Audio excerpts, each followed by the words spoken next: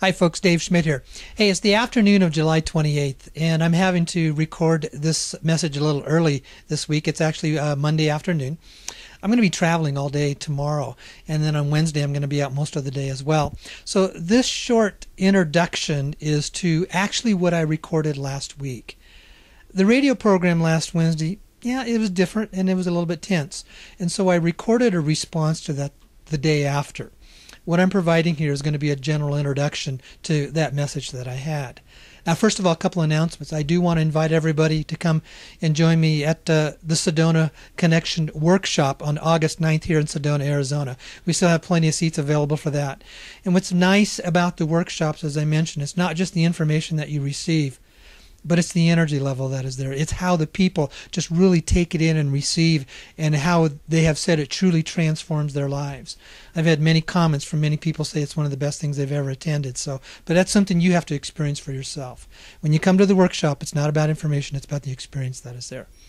Which leads me into another statement, the experience for us.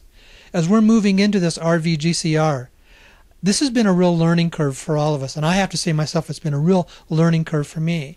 I can only report to you the information that I receive when I receive it. But doors continue to open to what I consider to be very good and credible information. People want to believe what they want to believe, and they can believe what they want to believe on all the different Dinarland writers and blog sites that are out there. But I always come back with this one question: who's footing the bill? There's been another one that had just come out saying the funds are ready to be released. They're going to be released this week, and the IMF has given the go. Well, I'm going to come back and say, how? The IMF doesn't have the money. They don't have the money to release anything. They don't have any authority to release any money that they have no control over. The IMF doesn't have the money. Iraq doesn't have the money. China doesn't have the money. The U.S. government doesn't have the money, and including the U.S. Treasury. Any one of those sources has to receive it from somewhere else, because none of them have enough money to pay for this RVGCR. All of the sources of the U.S. government, the Treasury, even the IMF, they're all bankrupt. They're broke. The IMF is bankrupt. That's why the new BRICS countries formed this new BRICS World Bank, because the IMF is broke and bankrupt on fiat-based money. It's all coming back to who's going to release those funds. And one of the things that I've had the availability to do is to be in contact with them, and that's the Dragon family. I've been saying that for months. You can believe what you want to believe, but here's what I want to say. The family is not going to release the funds to create a new super elite wealthy 1%. People who are going to become multi-millionaires overnight with little responsibility of what the money is for. They're not going to release it for that. And they're also not going to release funds that's going to get into the hands of the cabal to allow them to have the super control that they've already had, nor mafia criminal organizations. The process of them releasing the funds is going to come when there's responsibility that comes and how those funds will be used. They have a vision for these funds, and it's about setting humanity free.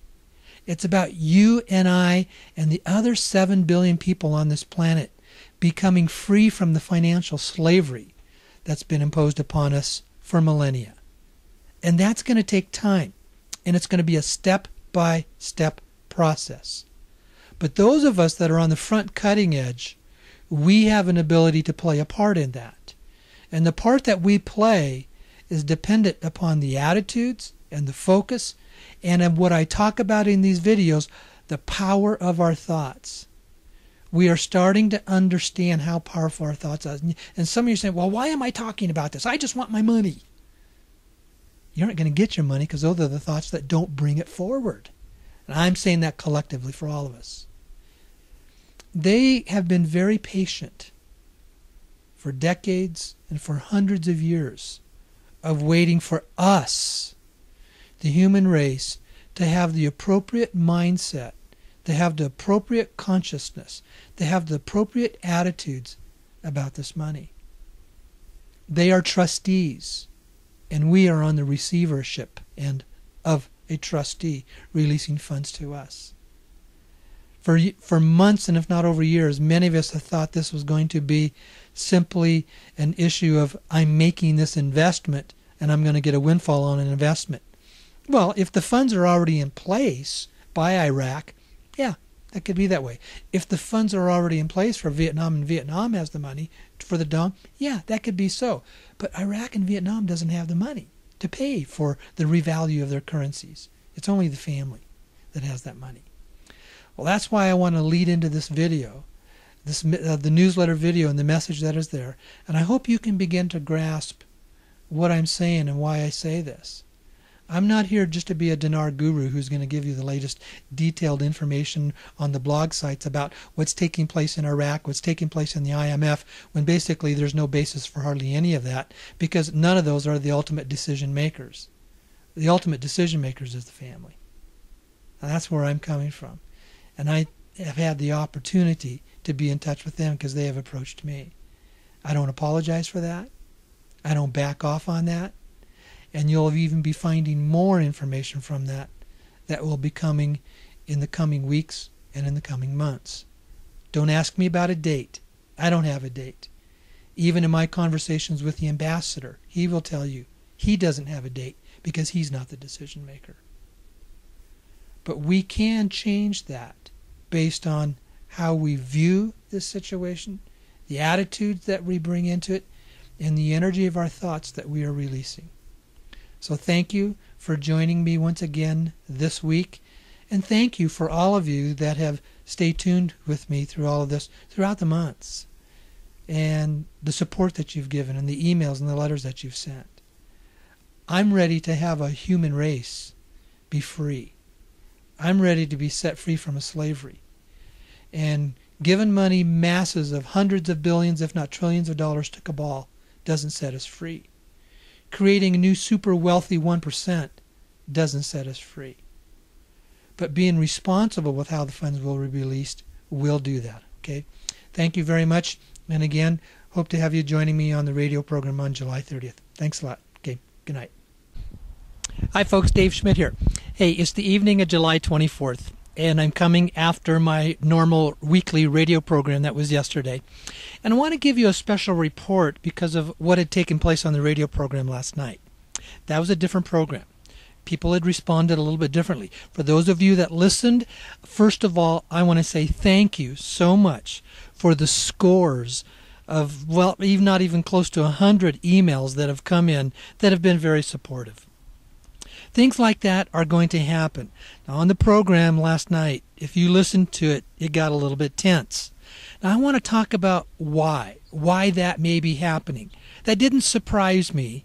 To me, I see that as just a normal course of development of what we go through as a group as we are preparing to move into this RVGCR. Well, why do I say that?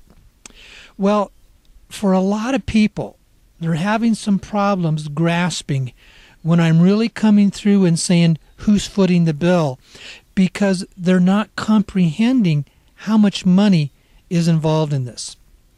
There's a tendency for all of us, and I was there as well when I first started in this close to a year ago, to think everything was just going to materialize. Everything was just going to start.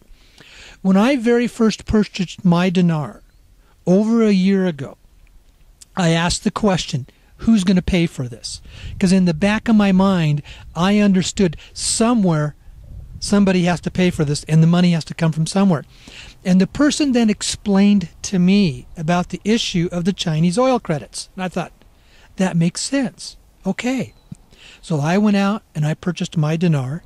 And a few weeks later, I purchased some dong, and I did it in incremental steps. And for so many, I was just accepting and believing and wanting and hoping and looking forward, because the reports that would come out and says it's going to be tomorrow, it's going to be next week. And we were all buying into that. Now, I'm not here to criticize that, because we operated and we made our decisions and we allowed our views to be developed based on the information we had at the time. Well, the more I got into this, the more I began to realize, wait a minute. This doesn't all seem to kind of line up. And this comes from my years of background in banking and the 18 years of which I've been basically a market trader. I understand finances. I understand global economics. And at some point in time, you have to do the math. And without me even having the sources of information I began to even just add up some of this stuff together, and I thought, wait a minute, this is starting to get a little bit out of hand of who's going to pay for this. And then I came back to the experience I had over 3 years ago with holding that $30 million bond in my hand and understanding the background of the existence of the dragon family and all the gold that there is on this earth. Now, some people don't want to believe that. Well, you know what? That's okay. That's okay. That's their position. But for those of us that do, and those of us that want to deal with a perspective of reality, let me begin to explain why I think we had some of the tension that we had last night on the radio program. Back in October, I wrote an article, and it's posted on my website, and it's called Transforming Our World.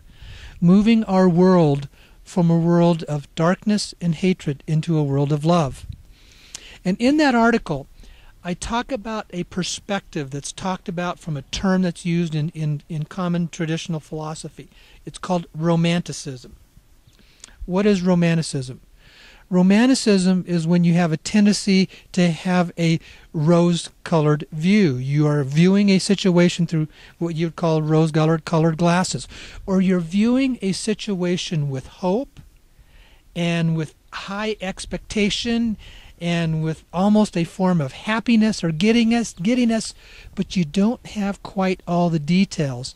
And the perspective that we, and I include myself in this, are developing is not grounded in reality because we either, one of two things, we don't have enough information to have a really grounded perspective of what's taking place, or number two, we're in denial about what's really taking place, and we're looking for this hope because underneath it, there's kind of a painful situation that we may be in, a very uncomfortable situation that we're in. And for a lot of us, it's the fact that we're in debt, or we are about ready to lose our homes, or our jobs aren't quite making it sufficient. We're struggling financially. And so what we have a tendency to do is to look for something outside of us, i.e. the RV, that's going to give us some money that will come into our lives and fix our problems. And we hold that in a view of romanticism. Now, romanticism is not bad.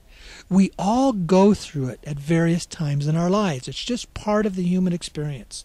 And there are some parts of it that are really great because it gives us something to hope for. It gives us something to look forward to. The problem is when romanticism becomes out of balance and we become in denial about something that's very grounded and very real that's going to change that picture. And we don't want to face into that. And that process that we go through of moving from a picture of romanticism to a grounded picture of reality sometimes creates dissonance and discord in our perspective. And I think you saw some of that coming out in the radio program last night. Because about a month ago, I was the one that came out and said, expect the unexpected.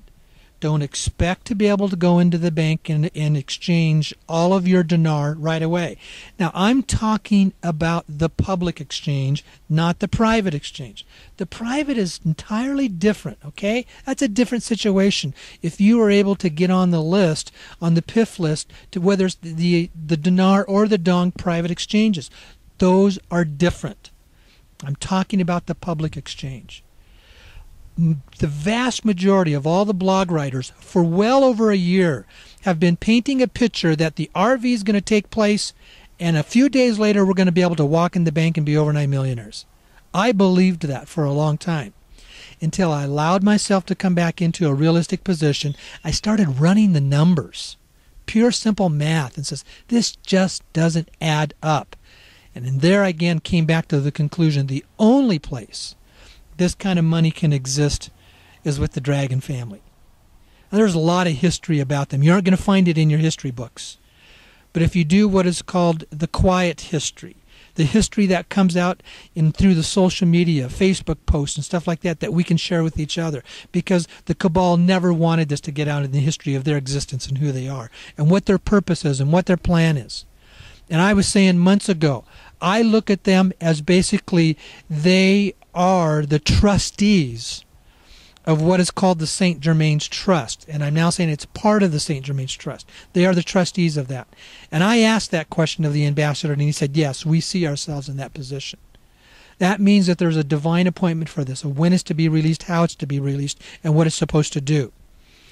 It's really easy for us to get caught up in romanticism and think that it's about me and it's about the money that I want. As we move from romanticism into a perspective of reality, it creates a little bit of discord. We get a bit out of joint. It's a very, very normal process. And I think we saw that coming forward on the radio program last night. People were didn't want to come right out and say, what in the world are you talking about? That this ain't going to happen like I thought it was.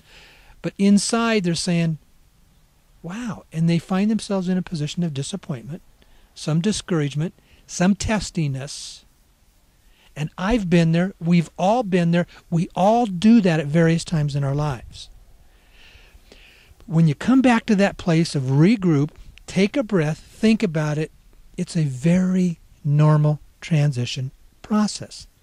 And it's actually not bad because it's a sign that we're willing to step into what is real.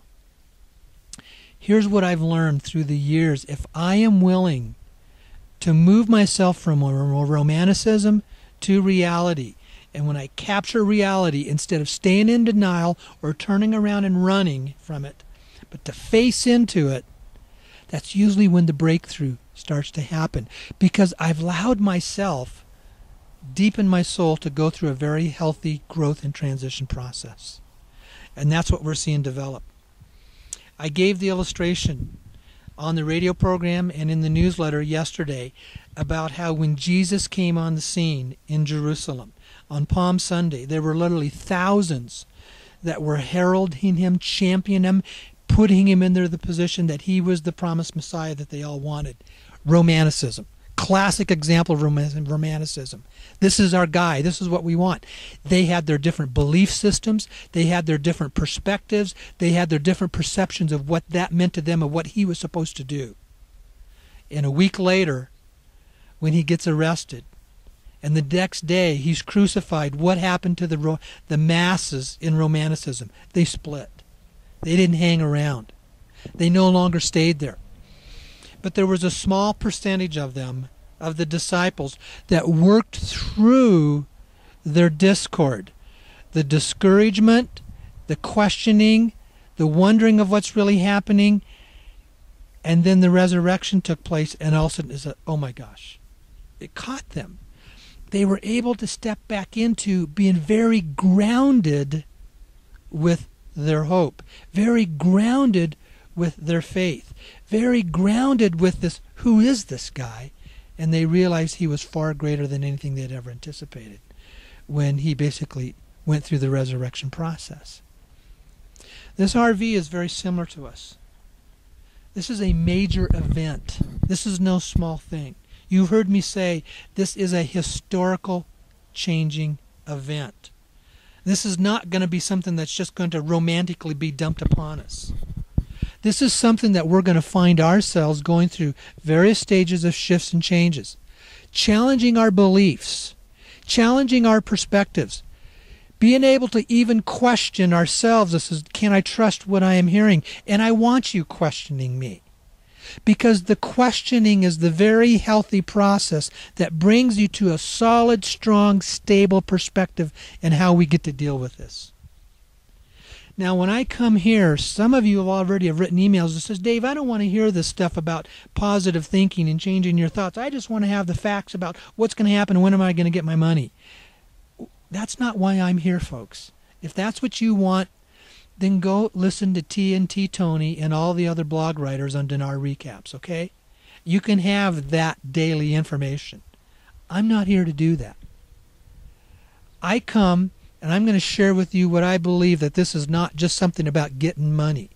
This is about us collectively stepping into understanding the vision of humanity, understanding what it is for us to be set free from millennia of financial slavery. And that is a process where it doesn't usually just get dumped on you overnight. It's a process that it takes months, a year, or more years of unfolding. And we will go through all kinds of different shifts and changes of how we feel, what we see, how we view the experience, what we think is developing and taking place. What do you think went through the minds and the experiences of the African Americans here in the United States during the 1960s of the Civil Rights Movement? That didn't happen overnight. It took years to develop, and it took years for them to come to grasp of what really took place, and for them to be in a position where they could respond not out of anger, not out of feeling like they were victims, not out of feeling like they were in a place that they were being imposed upon, but they could come into a position of being totally healthy in themselves and rise above. Yes, they were victims, and yes, they were being projected as being less, but in spite of that, they could rise above it and become strong. We all go through that at various times in history. For those of us here in the human race that are understanding what is going on in this aspect of financial slavery that's been imposed upon us, it's extremely important that we don't see ourselves as victims and we're looking for the RV to rescue us. That's not a healthy place to be in. Now, I want to talk about something else. Towards the end of the program, there was a gentleman that came on the air that I cut him off. And some of you had said, you weren't really nice about how you did that. Well, I'm sorry, because if you listened to what he was trying to say, I knew where he was going. First of all, if you listen in the program, it was a time that there was only about 5 to 7 minutes that I had left. And I had been very clear that he could only have a few minutes. And then he started to wanting to go and give a background in history, and he wanted to share what is his opinion about how he views the family. Now, I'm not here to discourage or disparage his opinion, because you know what? About 15 to 20 years ago in my life, I would have been saying the same thing that he was saying. He has a certain view about how he views life. That's part of where he is in his growth and his process. And that's okay for who he is, because that's what he's doing. He's basically sharing what he believes and what he has been taught. I was in the same place where he was 15 to 20 years ago, and I would have been saying probably the same exact thing.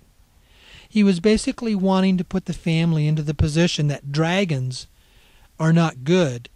Dragons are a reflection of what he called the Satanism and the Luciferian, the looser aspect of those that are darker within our world.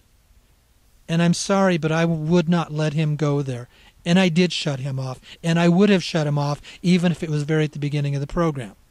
That is the one area that I'm not going to allow to come onto my radio program. I'm not going to allow people to come onto my program and start castigating others as being dark and evil. Now, what do I mean when I'm saying that? Because I talk a lot about the cabal.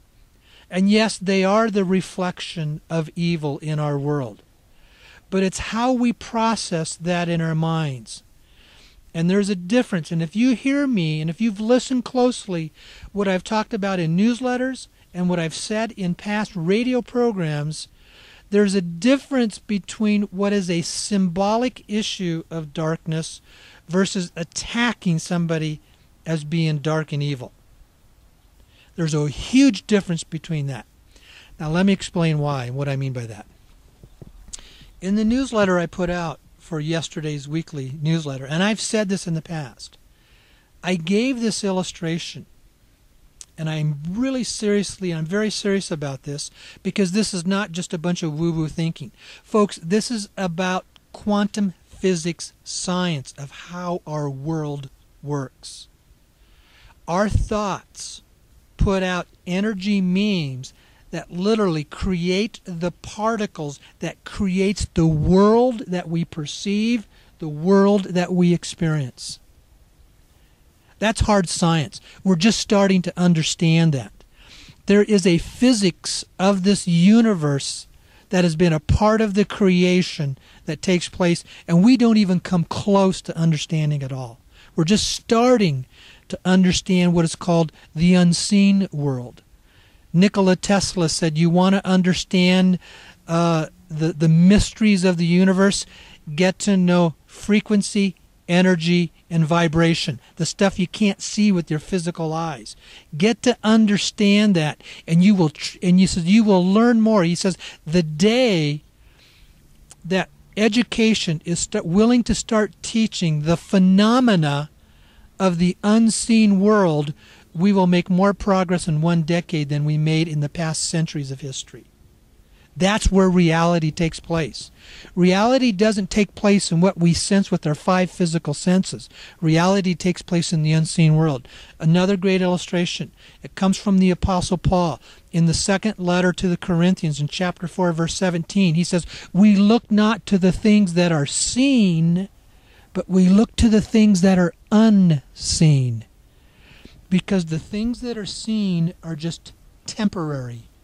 But the things that are unseen are real, eternal. The real world that predicates what we experience, what we do, what we see, comes from the unseen world that is beyond our 5 physical senses. Now, what do I mean about that, and how do I bring that into the correlation of basically what is called good and evil? It all comes down to how the mind perceives it. Again, I'm going to use this illustration. My arm. Is this physical? Is this real? My senses, my mind tells me it's physical. It's real.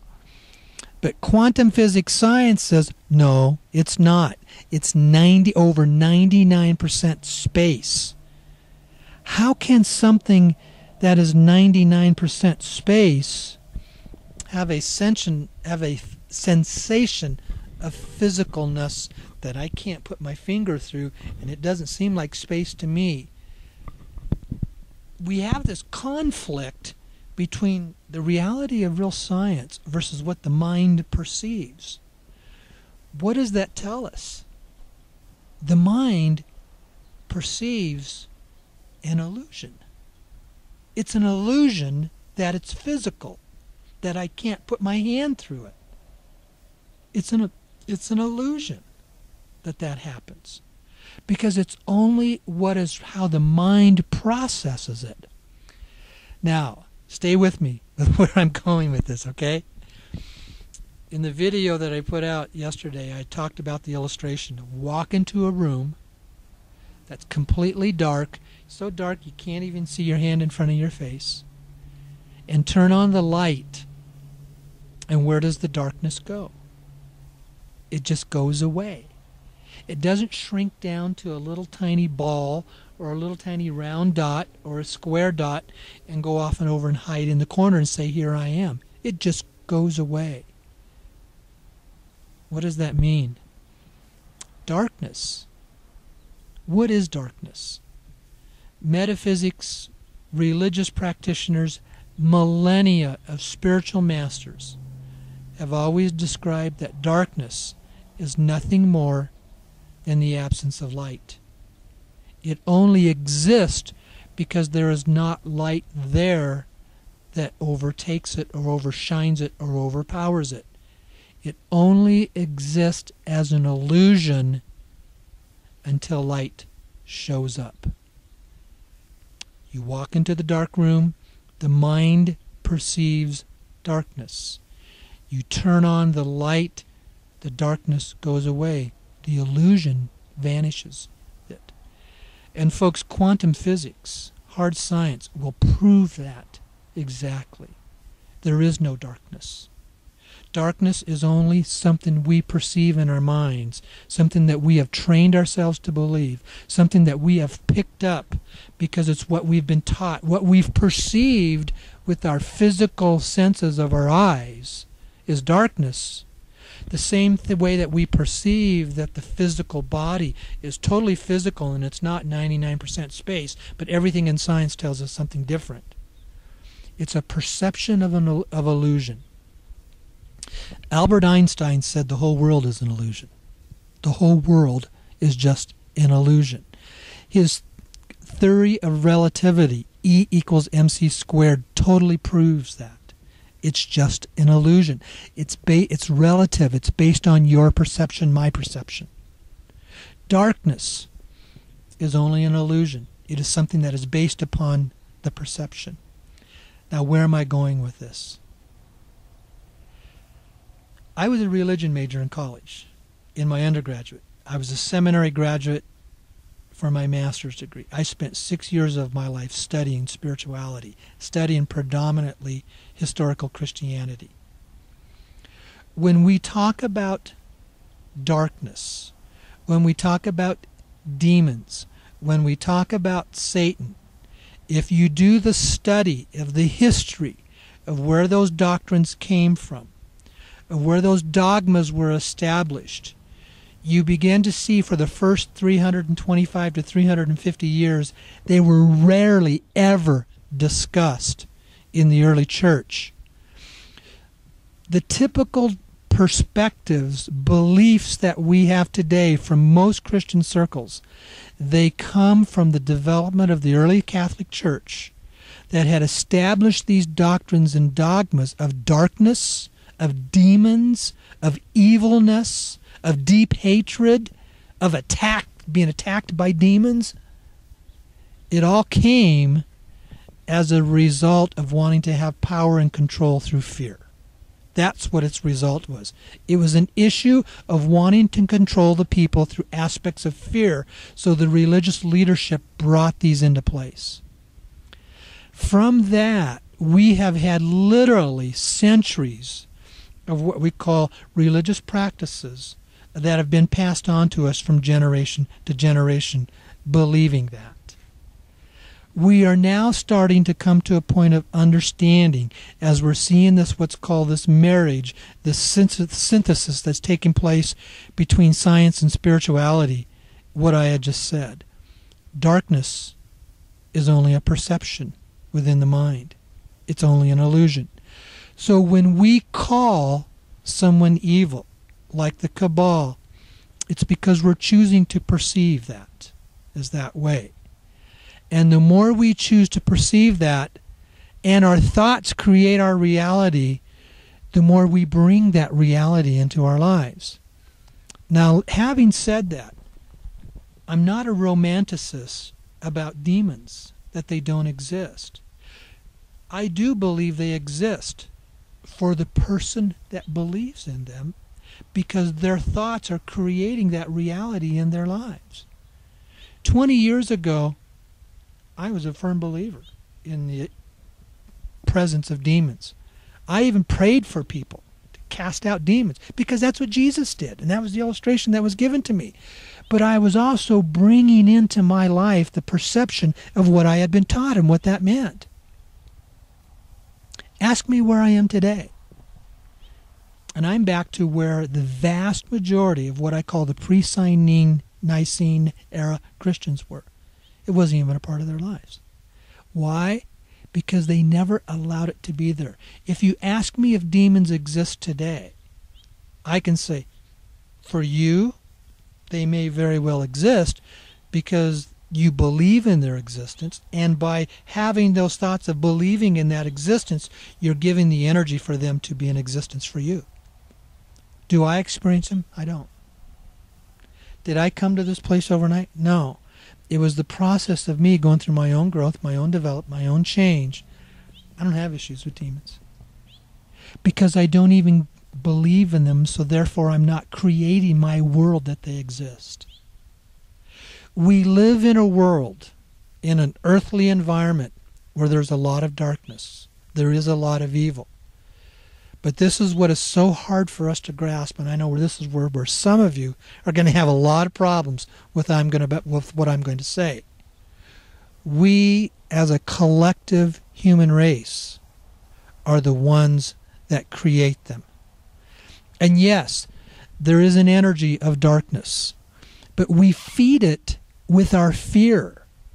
See, darkness literally feeds off the energy of fearful thoughts that we put out. When we put out thoughts of fear, when we put out thoughts of guilt, when we put out thoughts of anxiety, when we put out thoughts of hatred, those are all low energy thoughts that gives the existence, because the thoughts then have to come into a place of having a form that we can perceive in our mind. So instead of just saying there's evil energy, we have to project it out as an evil being. The same way we project out the existence of angels. I firmly believe in angels. I experience their presence. I've had people tell me that they've seen them around me, who can see them physically with their eyes. But they carry a far different energy vibration than demons. I experience angels because I believe in angels. So therefore, I give the creation, I give the reality, the ability for them to be in my life and experience them as being real to me. Because I choose to not give existence to darkness. Now, I'm not in denial about it. I'm not saying it's not there. I choose to rise above it and just observe it and let it be. Therefore, its energy doesn't impact me. Because I am the one that's creating my world that I experience. As I do that for myself individually, and as we do that for each other collectively, whether it's our group that's believing in this RV, or whether it's the collective of the whole human race. The human race is always in a process of change and transition and growth of how we perceive life. If you think that isn't so, look at how in America, how we perceive racism today in contrast to 120, 140 years ago during the era of the Civil War. We have grown collectively where we don't perceive it the same way as we used to. And so will we grow collectively as we will choose to see the world through the eyes of love versus the eyes of darkness. Now, so yes, I'm still going to talk about this cabal because we still have to have some form to perceive them as we talk to people and we say it in a manner, in a way that they are accustomed to. But when it comes to my radio program, it's my program. And I'm not going to allow that to happen. I'm not going to allow people to come onto my program and to attack others as being deeply dark and evil, when it's very, very clear that they have a mission for helping humanity in what I call as a mission of light. They have a mission of light. I have believed that for years. And because I've believed it, and in essence, I've created the ability to allow them to be a part of my life. This is not something that just happened overnight, that I got this invitation from the ambassador to basically be in multiple conversations with him every week. This didn't happen overnight. They told me they've been watching me and observing me for over 7 months. It was because I believe in them that I create that in my life, and I open the door for that opportunity to happen. Now, I firmly believe this RV is going to take place, and I firmly believe the funding of that comes from the family, and I firmly believe that we get to be a part of it. The question for us now is, what part are you going to choose into being a part of that? Are you going to choose to be those that were heralding Jesus as he came in on Palm Sunday because you had a certain perception of how you wanted him to be? Or you have a certain perception of how you want this RV to take place in your life? Or are we going to move into a collective that will take a vision of the bigger picture? The bigger picture, that this is not about you and me getting money. This is about us collectively changing our world. That's where I'm coming from. And that's what I'm going to be sharing. And that's what I'm going to be teaching. And that's what I'm going to be moving toward more and more as this unfolds. If you want to get caught up into the details of how, when, where, and how, and all that kind of stuff, then go watch the other Dinar blog sites. Go listen to the other gurus. That's not my mission. That's not what I am here for. I will help share. I will help answer those questions. I will do the best that I can. But I'm not going to get caught up into what is called the daily hopium that it's going to happen tomorrow. I'm very clear. Could it happen tomorrow? It could. But the issues that are making that happen, that are developing where those decisions are made, are far, far beyond my pay grade. Far beyond my pay grade. It could be tomorrow. It could be 2 months. It could be 2 years. The important thing for all of us is to make sure that we continue to see this with hope. We continue to see this with believing actions. We continue to see this with faith. And we don't turn into attacking others, basically putting others off as less, and that we give room for cooperation with each other through this whole growth process together. Now, I've said a lot tonight, and I know some of you aren't going to like this. Some of you are going to get really discouraged. Some of you are going to send me some very discouraging, attacking emails, because you do. That's part of the process. It's part of our growth. It's part of our development. I understand that. Just don't stay there. Release it, let it go, move into a place of healthiness in who we are. Okay? So thank you, folks. I appreciate all. Love all of you. And thank you for listening tonight. I'm having to find my spot here on my microphone. Okay. All right. Have a good evening.